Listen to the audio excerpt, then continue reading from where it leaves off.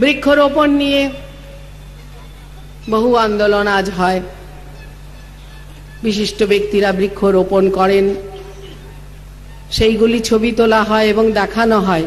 তার একটা ভালো দিক আছে, অন্যান্যরা দেখে অনুপ্রাণিত হতে পারেন।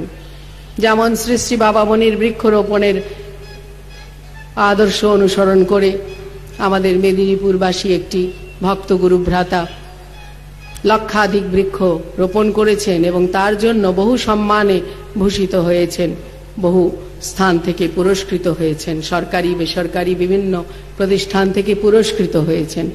পুরস্কারটি বড় কথা নয়, তিনি যে বৃক্ষরোপণটি করলেন, এই বৃক্ষ যে কত শান্তি, স্বস্তি, আনন্দ, স্বাস্থ্য প্রদান করবে মানুষকে, তার ইয়ত্তা নেই।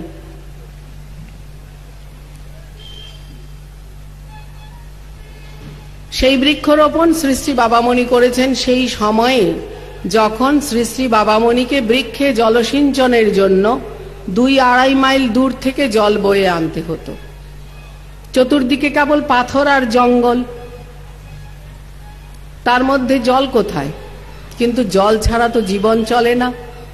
অতএব 2-2.5 মাইল পথ হেঁটে গিয়ে, তাও জঙ্গলের মধ্য দিয়ে, দামোদর নদীর তীরে, দামোদর নদীতে জল সারা বৎসর থাকে না, শুধু বর্ষার সময় একটু থাকে, সেই দামোদর নদীর তীরে গর্ত খুঁড়ে বসে থাকতে হতো। একটু একটু করে জল চুইয়ে চুইয়ে তাতে আসতো, সেই গর্তটি ভরলো, প্রথম জলটা গাছে দেবার জন্য বালতিতে তোলা হলো, তারপর যে জলটা এলো সে জলটা আরেকটু স্বচ্ছ, সেই জলটাকে কাপড় দিয়ে ছেঁকে কলসিতে ভরে নিয়ে আসা হলো আশ্রম কুটিরে, তবে একটি গ্লাস জল পান হবে। কল্পনা করা যায় এই কৃষ্ণ সাধনের কথা? সেই জন্যই বলছিলাম কল্পনাতীত। তিনি কল্পনাতীত, তিনি আমাদের কল্পনারও অতীত। এবং আরো অসাধারণ কথা, সকলে আশ্রমে পিপাসার্ত, সমস্ত দিন পরিশ্রম করে এসেছে খেতে। শ্রী শ্রী বাবামণি বললেন, তোরা অপেক্ষা কর, আজ আমি জল নিয়ে আসি। তিনি জলটি বহন করে নিয়ে এলেন, একটি গ্লাস জল নিজে পান না করে। কেন? জলটা দেখা মাত্র তো পান করতে ইচ্ছা করে পিপাসার্ত ব্যক্তির, কিন্তু তিনি জলটি পান না করে জলটি বয়ে নিয়ে এলেন। কারণ ছেলেগুলি আশ্রমে পিপাসার্ত অবস্থায় আছে, আর আমি এখানে জল পান করব, এ তার ইচ্ছা হলো না, এই তার ইচ্ছা হলো না।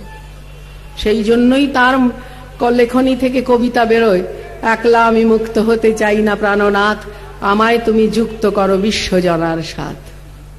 একলা মুক্ত হতে চাননি, একলা নিজের পিপাসা মেটাতে চাননি, একলা নিজের দুঃখ মোচন করতে চাননি, একলা মোক্ষ লাভ করে আনন্দিত হতে চাননি, একলা পূজিত।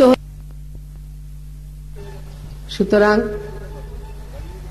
তিনি যা চেয়েছেন তা কিভাবে করতে হবে সেইটি আমরা আজকে আলোচনা করার সুযোগ পাই।